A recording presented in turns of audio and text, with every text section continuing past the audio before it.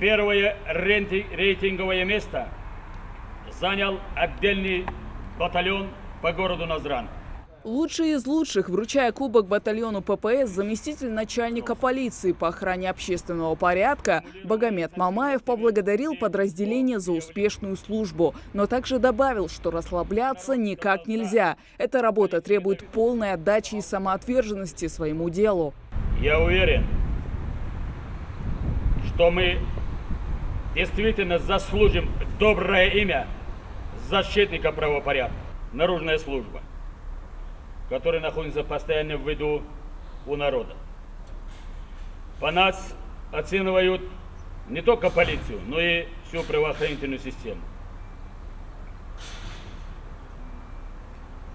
Мы несем большую ответственность.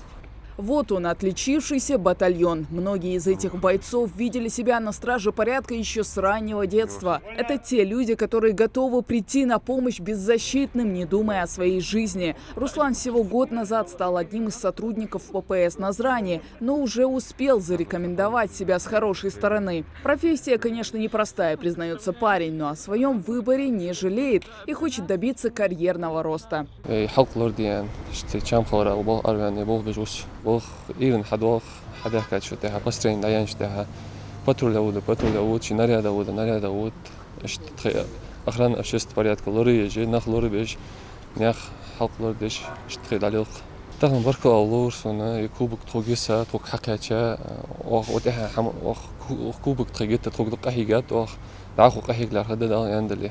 Этот кубок называют переходящим. МВД по республике Ингушетия каждые полгода выявляет лучшее строевое подразделение. Так что батальону полиции Назрани теперь нужно постараться удержать титул как можно дольше. Работа командная, поэтому больше 150 сотрудников получают общую награду. Оценивают полицейских по 11 критериям. Наша задача, наша работа заключается в том, что мы обязаны обеспечивать общественный порядок на улицах города Назрань, соблюдение правопорядка. Рассказывать долго.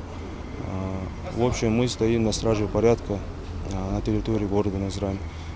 Еще раз хотел поблагодарить руководство МВД за то, что объективно оценили нашу деятельность и наши усилия. И мы обязательно постараемся удержать данный кубок у себя.